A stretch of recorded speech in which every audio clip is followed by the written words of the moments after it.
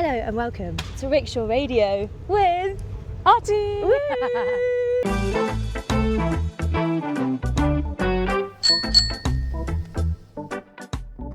Artie's first time in a rickshaw. Yeah! Well, like How in this exciting. country and in these, like fluffy. Yes. Yeah. Well, a Glamorous rickshaw of this ones. colour and fluff. Yeah! Yes. I love it. And you're also about to release a new track. Yes, Tell it's coming us- out really, really soon. What are the vibes? So it's very different to any track I've made or heard before. I made the beat with Lamzi, who's a producer from Amsterdam, when I went over there start of the year Okay. to collaborate with a few Yes, producers I love. yes. And then we have Prit on the vocal, and she's a Carnatic singer, and so she does these really dreamy, euphoric sounding runs, and it really contrasts because the beat is quite like grungy. So I feel like it's a really nice, to me, contrast, and it's just made for the club basically. It's Where made do for you the want it to be moments. played? I want to be played in Fabric. I want Starting to be off played at small. festivals. Yes. I want to be played at festivals. You know when it's like sunset and everyone's like, That's the best. That's my that kind favourite of bit of a vibe. festival. Yeah, that kind of vibe. Whimsy. Golden hour. Yeah. Yeah, And you yeah. want more whimsy in your life. Exactly. So you need whimsy. So fabric, festivals, and fluff. Yes. That's where it needs to be played. Yes. Yes. Yeah, absolutely. How does it compare to your other songs? Like, where do you think this sits? Is this a new era for you? This type of music? Do you see yourself stepping into something new? I feel like this one is a bit of an experiment because a lot of my other songs have mainly had rap vocals on them, like some singing, but this has been very melodic. It's been a very different challenge to work with the vocal in a good way because I love the vocal, it's beautiful. But it was actually interesting because we were layering it and then we were like, oh, but it shouldn't sound too pretty, like too sweet. Yes. It's still for the it's still for the club. For a It needs to slightly have dirty, sticky, flawed club. exactly. Yes. So exactly, you get it. But you've just been nominated for Breakout DJ, right? For BBC Oh Radio yeah, 1. yeah, that was such a surprise. I really appreciated that. Whenever I see that award, the Breakthrough Breakout Artist, I think they must have been working on it for so long before they Yes. even got to that breakthrough point. Yeah, How it's so long have you true, been it's so working true. on music? How long has it been a part of your life? I started, so this one I think was DJ based, and I started DJing out like professionally, I guess, but like basically playing gigs out to people that weren't like, my friends, in 2019. And so Really? just before the pandemic, yeah. So, and then the production, I took a course in 2023. Oh, it's a BBC, isn't it? Yeah. Cute. There Just she to speak of is. the devil. But yeah, so I took a course in 2023 and then started doing sessions in 2024 and released my first song end of that year. So the production's not been that long, it's only been 3 years. However, I did do, I played piano when I was a kid and I did like musical theory and did music at school. So I was really into like composing and things like that. So production was different, like with a different set of skills and software, but not like worlds apart. What was your first gig as a DJ like? Oh, I played. What counts as my first one? I think the first one was I entered a competition to play this house music event called Lucid. Okay. And I won that competition, I think along with someone else, and we both did like short sets. It was amazing. I was so proud of myself. Like some of my friends came, they were taking photos of us in the decks like this. It was so cute. Yeah, I was just so happy. I was so nervous. And did you at that point think it would become No, your career? no, or was it absolutely just like not. something you were interested in? Yeah, I just thought like, why not go for it? Like, I don't know. I just thought like, well, I was in London, I was working, and I was just like, why not like just try and do this a little bit on the side? It could just be a really fun thing to do over weekends. And then I didn't really realize how quickly things can grow with momentum and meeting the right people and things like that. So I've kind of just, as that kept happening, I kept making more and more decisions to take it more and more seriously, like taking on an agent to help pitch for more things, and just that kind of thing, to eventually start taking it more and more seriously. And then I was like, to actually make the most of this and improve my production skills, I need to go full time. And what was the most important, you said you grew quite quickly once you started taking it more seriously. What was the most important step in that growth for you? Oh, that's such a good question, because I always feel like there are several steps, and There's each time so you feel like many. you kind of like, you just Unlock move into a another new phase of your level. career. Yeah, exactly. It is like unlocking a new level. So I would say like some of the early ones were probably like just after the pandemic. And I'm just trying to remember, I played in 2021, I played the first Dialed In festival in London. That was maybe the first festival I played, I think. And then the next year, I played my first Glastonbury. And that was just unreal, like when I got that email. Oh my gosh. And that year was quite a lot. I also played like Fortet's Party in the Park. It's not called Party in the Park, what's it called? Fiesta in the Field. Oh, that's a vibe. I just made that up. Yeah, I know. I definitely know it's not called that. If it was actually called that, I would have been so amazed. I would have thought that was like special. That's very British. That's something we would call something. Do you know what I mean? In the fields. Like trying to make it feel a little something, but it's just in the field. Yeah, so that one, and then. So you just performed. You kept going. Yeah. Just kept going with sets. Kept saying yes to opportunities. Met more and more people, and had more opportunities come through, and. Yeah. Did anything hold you back on your journey? I think I found the self-promotion thing quite difficult. I think I just mean like shouting about yourself so often and not feeling a way about it, not feeling like you're being crazy, self-absorbed and vain, and like it took me a while to shake that. And then when I realized that doing that means that people who might be interested in working with you will just see you come up on the feed, remember you exist, see that you played that song, whatever, and it helps you get bookings. And I started seeing it pay dividends, and I just thought, I don't want to block my own blessings. No. It's very easy to think yourself out of things that you want and to create a whole scenario there's no one else even thinking of. Really, no one else cares that much about you. And this do you know is what I so mean? true. Like, you have they're to just remember scrolling that. and they're like, oh, she exists. Yes. Maybe I'll think about her when I'm booking. So, do you know what I mean? So I was just a bit like, I had to just get over that and not be, to let go. just not take myself as seriously, weirdly, to promote myself more. That is great advice. Yeah. Because I think so many people are thinking, oh, I just want to be mysterious. Yeah. What will that person from school think? Am I doing too much online? What if I want an aesthetic Instagram? If you want something, you've got to promote yourself, haven't you? Yeah. And I think it's like, there's always a way. Well, not that I've cracked it or anything, but I feel like. I think you might have. I said I just don't want to give advice you have because cracked it. Thank you. Please give advice.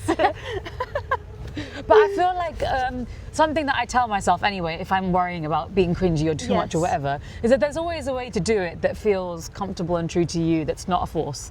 So there's always, okay, if that way feels too cringy, if that feels too much, what's like a way that I can do it that still shares what I want to share? I'm still expressing myself, I'm still putting myself out there, but it feels like me. Like a low-key interview. In it.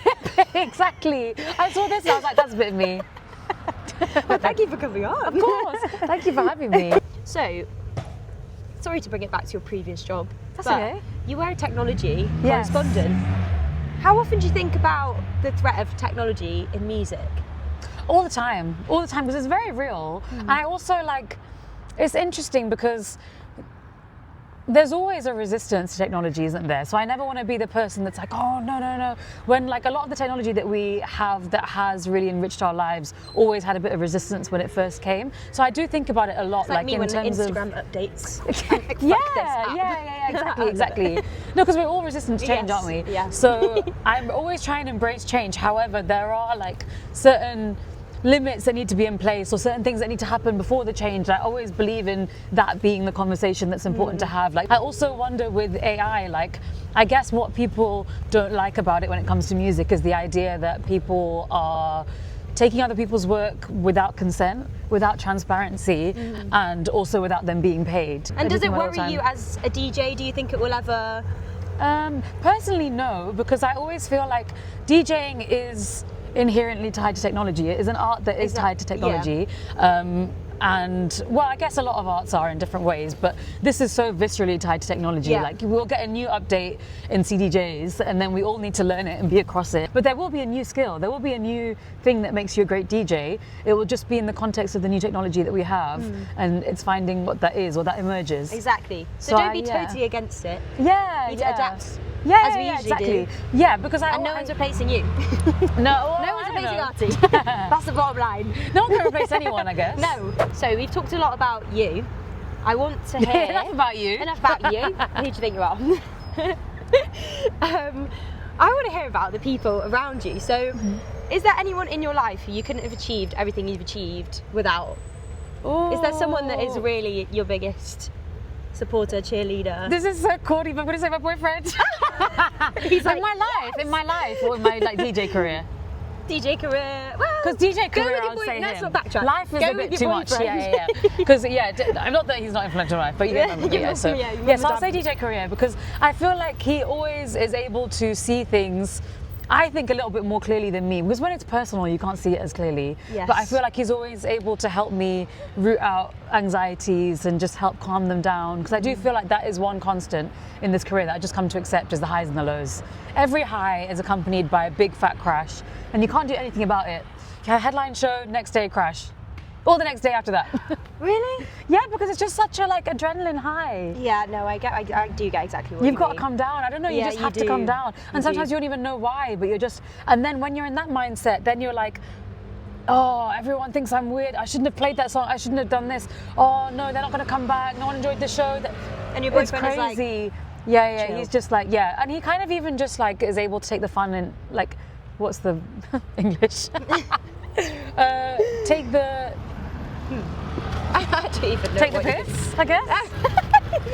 Find the fun in it. That's it. Find the fun, Like just to take be the like, okay, yeah, that anxiety is solved. What's the next one? Like, Yes, So yes, yeah, yes. just know, so I kind of feel like it's been really helpful for me to regulate myself a little bit more by seeing the way he takes it. What is making you anxious then? What's not making me anxious? What's not making me anxious? You and me both. I think I honestly don't know. I think this industry is very different to what I'm used to, and it's just a lot of adjustment every day. Like, it doesn't really run on many rules at all, and it's also just like it's a lot of different people who've all got different experiences and come from different like work environments and all sorts of things. So it's just like learning to build working relationships is different by each individual. What's been the biggest kind of learning curve? I think learning to not be such a people pleaser, because it's so mad to me that people, and I don't mean this in a deprecating way, but I still really can't believe it sometimes when I'm like, oh, people will buy tickets to my show and really want to go or travel to like, and go to my show rather than the 4 other shows that are on or whatever it is. So I feel like a huge sense of I owe them this and this and that, and the show has to be perfect, and like I want it to be worth their money and everything. So I feel like I put like a lot of weight on myself, and it always has to be more and more and more. And I think that's a good motivation. Yeah. However, it really does, like, I think I just take it too far sometimes. So I think not being, like, realizing that just being myself and giving my all to a set is enough. Yes. And not like trying to like give people absolutely like, I don't know, not like try and just finish myself in the process of like, yeah. Is that being a people pleaser? Maybe I chose the wrong word. No, but you get what I mean? it's just I think it's what it is. I'm gonna psychoanalyze. I Do think it, you do just it. care about it so much. Yeah. That the thought, and you know that you can, like when you've practiced and whatever, you have done it perfectly, and you know exactly how you want it to go. That when one tiny thing goes off, you then feel yeah. bad about it. Yeah, exactly. Okay, fine. Or you kind of realize that people, do you know what I also realize? I don't think people want perfection. They No. come for the energy of the event, they're not coming for like every transition Yeah. to be, do you know what I mean? It's like when, you know, news reporters like say a swear word accidentally. Yeah. That's And you're like, that's my we don't favourite even news report of the year. You've just done right there. But I'm this gonna one- do it more. Yeah. Me too. That's my favourite thing. So That yeah, was so keep funny. making mistakes. Yes. So having achieved everything that you have and taking your career and past it, you never thought they could go. What advice would you give to your younger self? I would say just to try and be a bit more, I feel like everyone would say this, but to try and be a bit more present. I think I was always looking towards the next thing. And as soon as I got there, I'd have already moved the goalposts.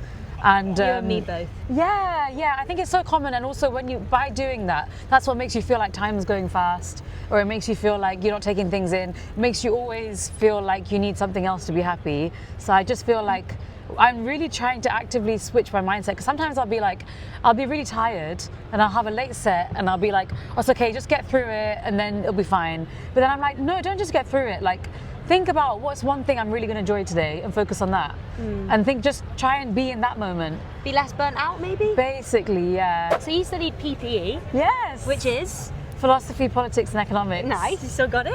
I know. I was just thinking, like, I'm not going to remember it. What is your philosophy on life? What's your mantra? What's something that you think you live by? Philosophy on life. Yeah. The worse the branding of a restaurant, the better the food. How do you feel? How do you feel about photos of the food on the outside? I love it. I'm going It has to be laminated. Yeah. That is a great mantra to have. It's my problem. Do you know what I will say as well? The more fake flowers they've got on the outside, The worse the food? Yeah. Okay. I think that's the best advice you could ever give. Because that's something you have to learn as well. Yeah, exactly. You have to learn the hard way. Yeah, you have to learn the hard way. And you have to, if you're chasing ambience, you're not often going to have good food, in my opinion. Exactly. It'll be an overpriced katsu curry. Yeah. You need the real deal. You need the dim sum, the dumplings. You need whatever's on the picture. Yeah, you do, with the high contrast. Like, you need to peel the picture off and tell them I want that. Yeah. Exactly like that. Okay, great life advice from Artie. Thank you so much for coming on. Thank you so much for having me. You've got such a lovely energy. So do you.